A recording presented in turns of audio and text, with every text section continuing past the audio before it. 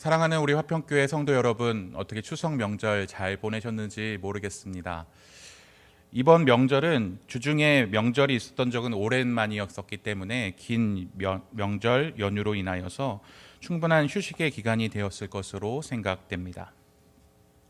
한편으로는 코로나19로 인하여 어려워진 경제 사정 때문에 우울하게 보내신 분들도 있었을 것이고, 긴 연휴로 인하여 여유로운 시간을 보내신 분들도 계셨을 것이라 생각됩니다. 여러분, 추석 명절 하면 어떤 것이 떠오르시나요? 저는 보름달 같은 것도 떠오르고, 강강수월래, 쥐불놀이 이런 것들도 떠오르지만, 뭐니 해도 추석하면 가장 먼저 떠오르는 것은 저에게는 맛있는 음식들이 아닌가 이런 생각이 듭니다. 제가 녹두 부침개를 참 좋아하기 때문에 돌아가신 저희 할머니께서 저를 위해서 꼭 녹두 부침개를 해주셨습니다. 그런데 할머니가 소천하시고 나서는 저희 어머니가 또 혹은 저희 고모가 녹두 부침개를 해주시고는 하셨는데, 할머니가 해주시던 그 맛하고는 뭔가 좀 다르더라고요. 할머니가 해주시던 게 왠지 더 맛있게 느껴지고, 할머니가 해주시던 그 녹두 부침개가 참 그립고, 그래서 명절 때가 되면 할머니의 음식이 참 그립기도 하고 할머니가 참 보고 싶기도 하고 그렇습니다. 그럴 리야 없겠지만, 만약 시간을 되돌려서 원하는 시간으로 돌아갈 수 있다면, 타임머신이 있다면 저는 꼭 할머니가 부침개를 부쳐주시던 그때로 돌아가서 할머니의 부침개 맛도 보고, 그때 당시에 귀찮다고 안 해드렸던 할머니 어깨도 좀 마음껏 주물러 드리고 싶다는 생각을 합니다. 제가 어렸을 때 저희 교회에서 자주 보여주던 성경 애니메이션이 있었습니다. 이 애니메이션의 이름은 슈퍼북이라는 애니메이션이었는데요. 아마도 저와 비슷한 시대에 주일학교를 다니신 분들은 이 애니메이션을 본 기억이 나실 것 같습니다. 이 애니메이션은 이런 내용입니다. 성경책을 열면, 그 성경책의 이름이 슈퍼북인데, 이 성경책을 열면 그 당시 그 성경책을 편 그 슈퍼북이 있는 시대로 그 주인공 소년 소녀들이 그 시대로 쑥 들어가는 것입니다. 그렇게 되면 그 남녀 주인공 어린이들이 사도 바울이 회심하던 장면에서 사도 바울이 얼마나 그 놀라운 빛을 보았는지도 보게 되고, 예수님께서 놀라운 기적을 행하시는 장면에 그 소년과 소녀들이 함께 예수님을 도와드리는 장면도 나오는 그러한 애니메이션이었습니다. 저는 어린 마음에 그 애니메이션을 보면서 나도 이런 책이 하나 있었으면 얼마나 좋을까? 나도 이 책이 있었으면 나도 성경에 이런 시대에 꼭 가보고 싶다, 이런 상상의 나래를 펼치고는 하였습니다. 만약에 여러분의 어린아이와 같은 마음으로 상상의 나래를 펼쳐보신다면, 여러분께서 그런 성경의 슈퍼북이 있다면 어느 시대로 돌아가고 싶으신가요? 저에게도 만약에 이런 슈퍼북이 있다면, 제가 할머니의 부침개를 그리워해서 그때로 돌아가고 싶은 것처럼, 여러분에게도 이런 슈퍼북이 있어서 성경의 시대로 딱 들어가고 싶으시다면 여러분은 어느 시대로 돌아가고 싶으신가요? 저는 곰곰이 한번 생각을 해봤는데, 물 위를 걸으신 예수님께서 물 위를 어떻게 걸으셨는지 그 장면을 한번 보고 싶다는 생각도 있었어요. 한 발짝을 딱 걸으시고 빠지기 전에 또 한 발짝을 걸으셨을까? 그것도 좀 궁금하기도 하고요.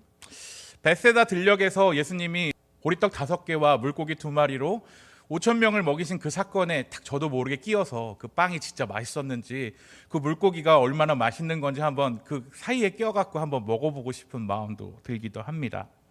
하지만 제가 딱 결론을 내렸습니다. 한 번만 딱 돌아갈 수 있다면 저는 반드시 이 시대로 돌아가겠다라고 결심했던 순간이 있었습니다. 근데 이 시대로 돌아가려면 꼭 필요한 준비 도구가 필요하죠. 막대기가 하나 필요합니다.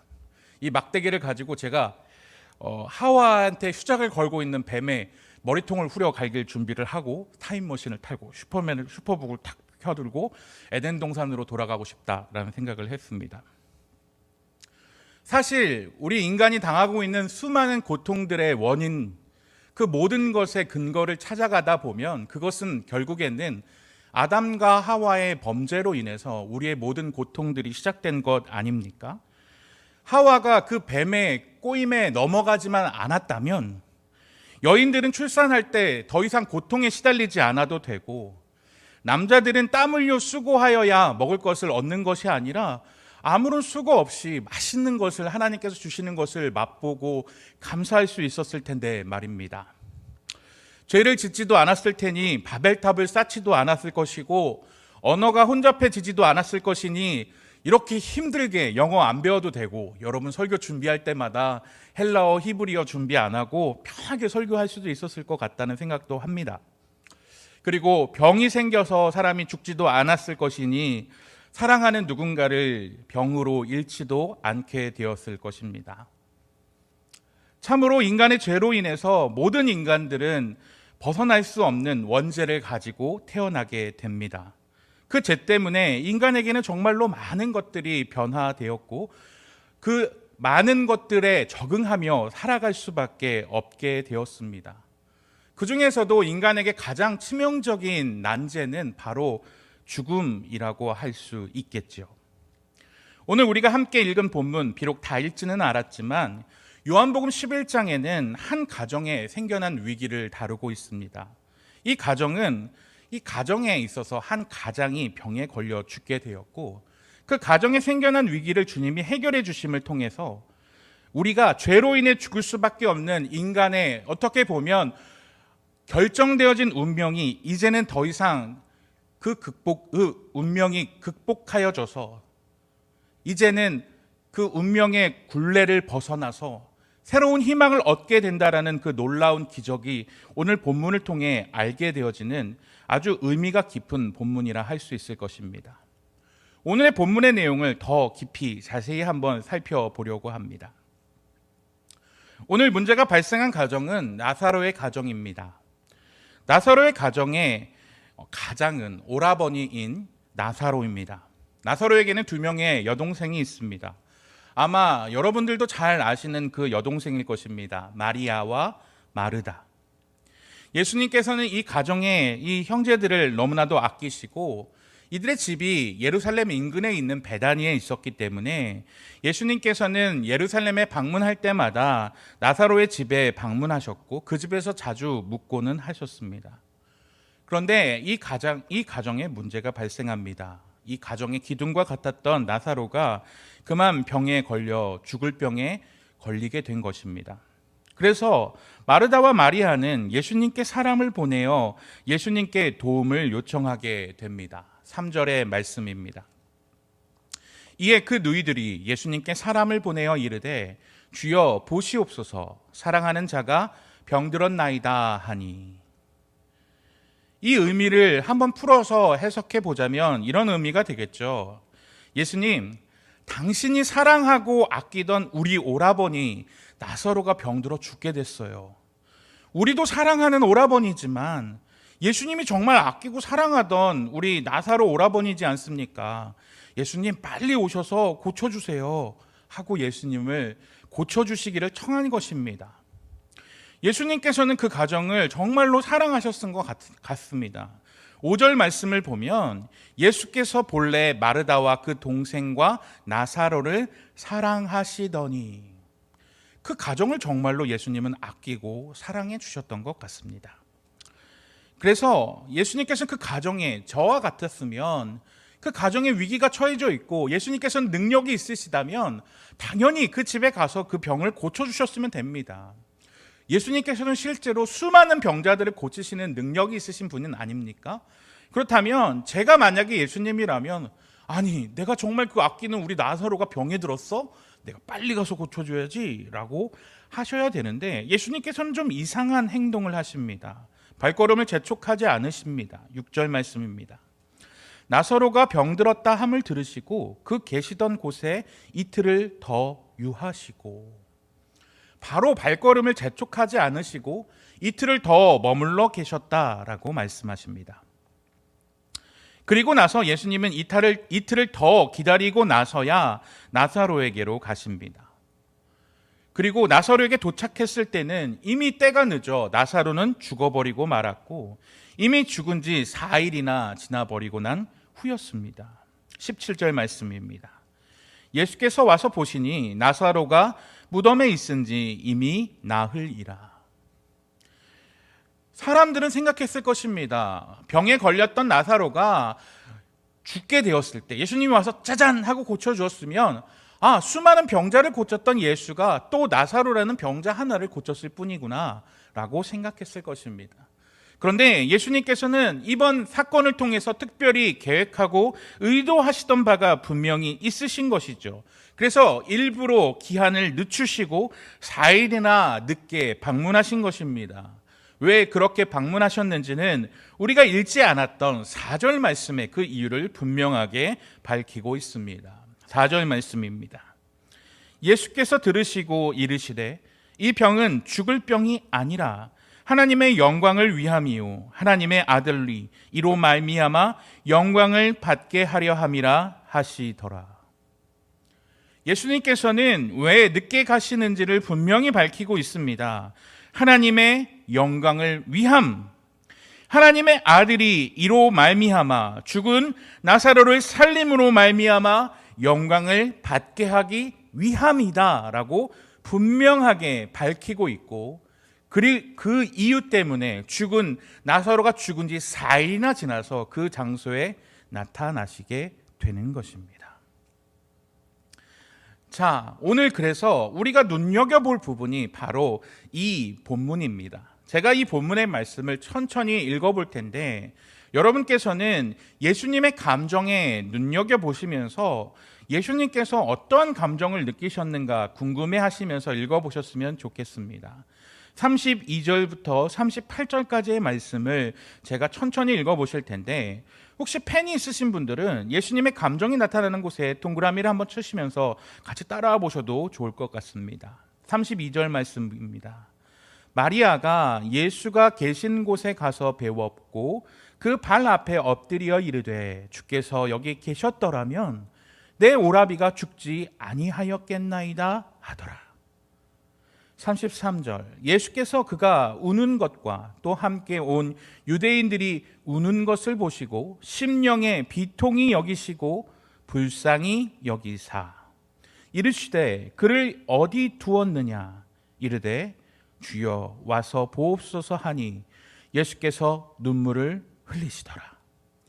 이에 유대인들이 말하되 보라 그를 얼마나 사랑하셨는가 하며 그중 어떤 이는 말하되 맹인이 눈을 뜨게 한 사람이 그 사람은 죽지 않게 할 수 없었더냐 하더라. 38절 이에 예수께서 다시 속으로 비통히 여기시며 무덤에 가시니 무덤이 구리라 돌로 막았거늘. 제가 방금 32절부터 38절까지의 말씀을 읽었는데 여기서 예수님의 감정은 크게 세 가지가 나옵니다. 첫 번째로는 심령의 비통히 여기셨다. 두 번째로는 불쌍히 여기셨다. 세 번째는 눈물을 흘리셨다.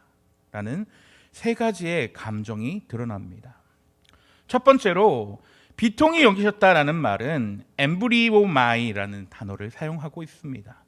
엠브리오마이라는 단어의 뜻은 매우 분노하다, 명령하다, 강하게 주장하다, 화를 드러내다라는 뜻을 가지고 있습니다.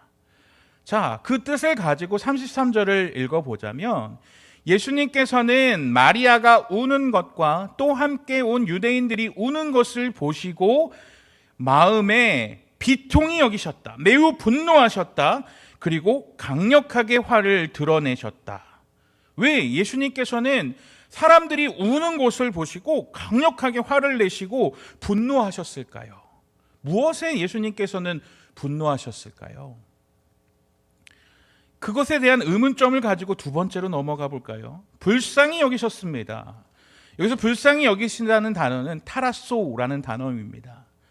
타라소라는 단어는 걱정하다, 그리고 마음이 흔들리다라는 뜻을 가지고 있습니다. 예수님께서는 그 매우 화가 나셨으면서 동시에 그들을 걱정하고 또 그들에게 마음이 흔들리고 있으셨습니다.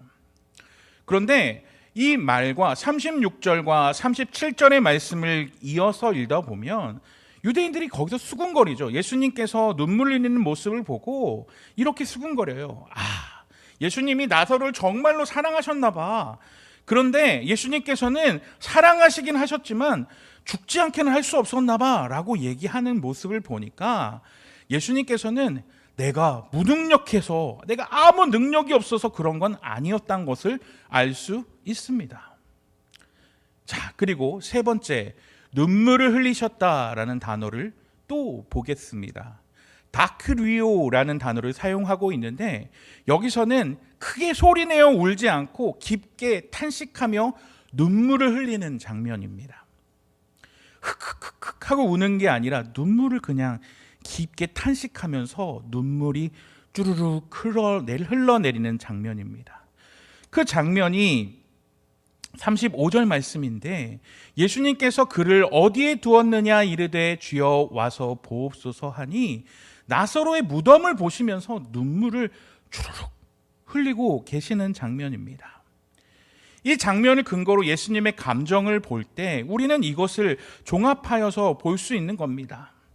죄 때문에 죽을 수밖에 없는 사람을 보시고 엄격하게 분노하시는 겁니다. 왜 죄를 지어서 내가 하나님의 형상을 따라 만들어 놓은 이 존재가 죽을 수밖에 없게 되었는가? 그리고 나서 그 무덤을 보니까 내가 그 사랑하는 나사로가 죽게 되어서 무덤에 흘려 있는 모습을, 죽게 되어 있는 모습을 보니까 죄로 인해 죽을 수밖에 없는 그 사랑하는 자들의 모습을 보고 정말 불쌍한 이 인간들의 모습에 보고 탄식하고 있는 것입니다.